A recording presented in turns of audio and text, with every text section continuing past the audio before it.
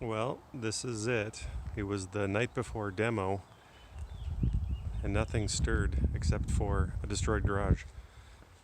So people have basically come and had their way with any kind of material that they wanted to take. It's been good. Both the garage doors are gone, and I know it's dark in here. There's no lights. But we've diverted some good amount of material from the landfill, and I saved a couple dollars in the process, so I'm happy with it. It's kind of interesting because even though I believe this is the original build, you can see that there was an effort to strengthen the structure a little bit, slap some 2x4s up to brace some of the joists, but ultimately it's just not enough.